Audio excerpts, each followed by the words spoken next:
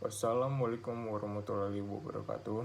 Shalom, Om Swastiastu, Namo Buddhaya untuk kita semua. Saya Andrew Stopoli Manuel Manurung dengan NIM 210502158 akan menjelaskan kegiatan dari program Mitra Usul MBKM BPJS Ketenagakerjaan. Di sini saya akan menjelaskan apa itu BPJS Ketenagakerjaan. BPJS Ketenagakerjaan adalah program asuransi sosial yang dikelola oleh Badan Penyelenggara Jaminan Sosial Ketenagakerjaan di Indonesia. Program ini mencakup perlindungan terhadap risiko ketenagakerjaan bagi para peserta, baik dari segi jaminan sosial maupun perlindungan kecelakaan kerja. Adapun beberapa program dari BPJS Ketenagakerjaan meliputi 5 hal, yaitu jaminan kecelakaan kerja, yang kedua adanya jaminan kematian, dan ketiga adanya jaminan hari tua, keempat adanya jaminan pensiun, dan kelima adalah jaminan kehilangan pekerjaan atau JKP.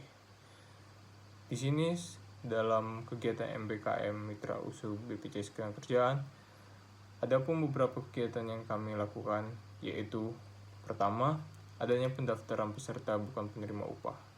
Apa itu pendaftaran peserta bukan penerima upah yang kami lakukan? Jadi pada hari yang pertama dimulai praktik kerja lapangan, mahasiswa diberikan tugas oleh pembimbing di perusahaan untuk mendaftarkan calon peserta segmen bukan penerima upah. Penginputan data calon peserta ini dilakukan pada aplikasi yang disebut dengan Penggerak Jaminan Sosial Indonesia atau disebut Perisai. Pendaftaran ini meliputi penginputan data peserta yang akan didaftarkan sesuai dengan KTP seperti input nomor induk kependudukan atau NIK dari peserta, nama lengkap peserta yang akan didaftarkan, tempat tanggal lahir peserta, nomor telepon, jenis kelamin, upah tenaga kerja yang dimasukkan pekerja 1 dan pekerja 2. Kemudian ada yang kedua kami yang lakukan adalah mengirim tagihan iuran PU. Apa itu mengirim tagihan iuran PU? Dalam tugas kami membuat tagihan PU bertujuan agar mengingatkan perusahaan untuk tidak lupa membayarkan iuran bulanan. Hal ini penting agar peserta atau karyawan perusahaan tetap terlindungi oleh jaminan kerja dari BPJS Ketenagakerjaan. Kemudian yang ketiga, kami membuat tindak lanjut pemanggilan perusahaan. Dalam tugas ini kami membuat pemanggilan kepada perusahaan yang belum bergabung ke BPJS Ketenagakerjaan dengan bertujuan agar perusahaan tersebut yang kami panggil dapat bergabung dan menerima manfaat dari BPJS Ketenagakerjaan. Di sini kami ditugaskan untuk membuat pemanggilan dan penjadwalan untuk bertemu di kantor, dan tidak hanya itu juga kami membuat jadwal pemanggilan tersebut. Dan yang keempat, kami melakukan kegiatan sosialisasi. Apa yang kami lakukan di kegiatan sosialisasi? Yang kami lakukan adalah untuk bertujuan menginformasikan serta mempromosikan kepada seluruh masyarakat mengenai program-program yang terdapat di BPJS Ketenagakerjaan dan pentingnya untuk mengikuti program jaminan sosial tersebut. Kemudian yang terakhir, kami melakukan penghubungan perusahaan yang hanya memiliki satu tenaga kerja aktif. Dalam peraturan BPJS Ketenagakerjaan, tiap badan usaha yang sudah mendaftarkan kepesertaannya diharuskan memiliki tenaga kerja minimal 2 tenaga kerja aktif. Hal ini disebabkan oleh dasar Undang-Undang Nomor 24 Tahun 2011 bahwasanya pemberi kerja dan pekerja wajib didaftarkan pada program BPJS Ketenagakerjaan. Selanjutnya, kesesuaian kegiatan yang saya jalani dalam ilmu yang diperlukan sebagai mahasiswa S1 Manajemen, yaitu dalam kegiatan MBKM, saya mendapatkan pengalaman untuk mengembangkan potensi dalam bidang sumber daya manusia yang saya tekuni, yaitu dalam perihal mengedukasi peserta magang baru yang belum mengetahui budaya perusahaan dan SOP perusahaan di BPJS Ketenagakerjaan. Kemudian, apa saja manfaat yang saya dapatkan setelah mengikuti program MBKM BPJS Ketenagakerjaan?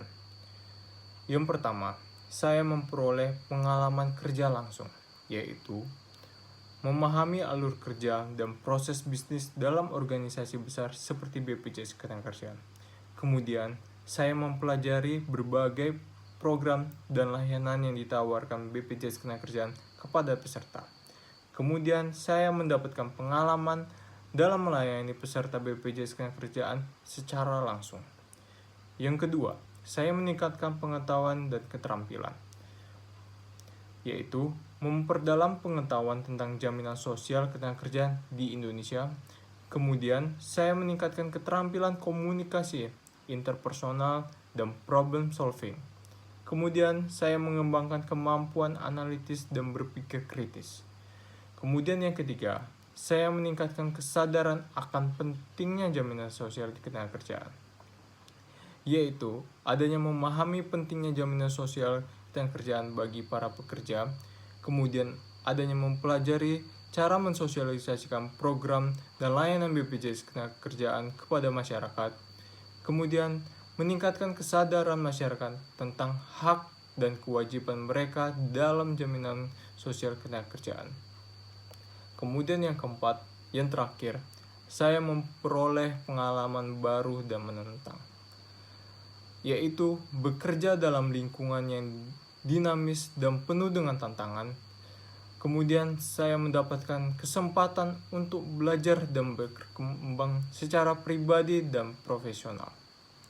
Kemudian saya memperoleh pengalaman berharga yang dapat dicantumkan dalam CV dan portofolio saya. Kemudian selanjutnya, apa saja kendala yang saya hadapi selama program MBKM? Kemudian, adapun kendala yang saya hadapi selama program MBKM, yaitu kendala yang saya hadapi adalah kendala hambatan waktu. Hambatan waktu yang saya alami saat waktu magang yaitu kesulitan dalam mencocokkan waktu saat melakukan pengurusan berkas-berkas ke kampus. Yang kedua, adanya kendala dalam variasi tugas kepada mahasiswa magang, yaitu kurangnya tugas-tugas yang diberikan untuk memberikan pengalaman yang lebih dan sesuai dengan konsentrasi yang diambil oleh mahasiswa.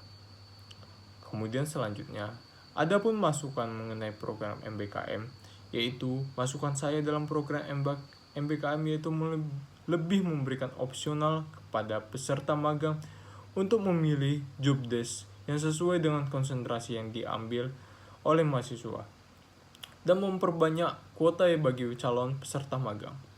Kemudian yang kedua, memberikan keringanan waktu bagi peserta magang yang ingin mengurus berkas-berkas selama mengikuti program magang MBKM.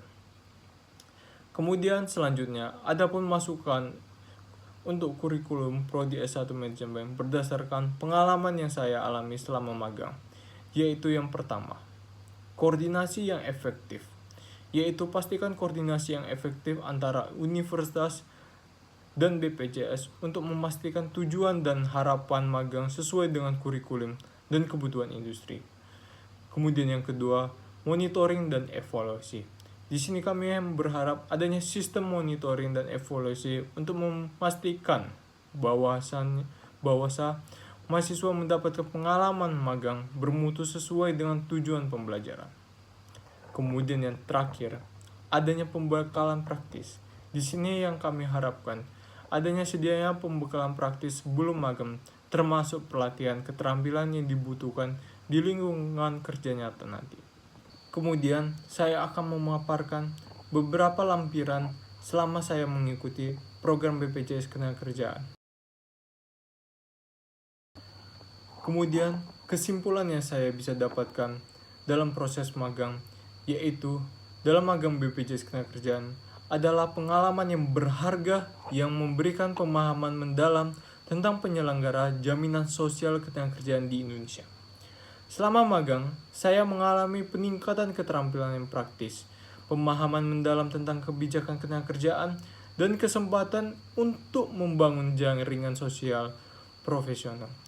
Walaupun terdapat beberapa keterbatasan, pengalaman ini secara keseluruhan memberikan kontribusi positif terhadap pengembangan karir dan pemahaman saya tentang peran BPJS Ketenagakerjaan dalam melindungi hak-hak tenaga kerja. Mungkin itu saja yang bisa saya sampaikan. Lebih dan kurang saya minta maaf. Sekian dari video saya. Terima kasih.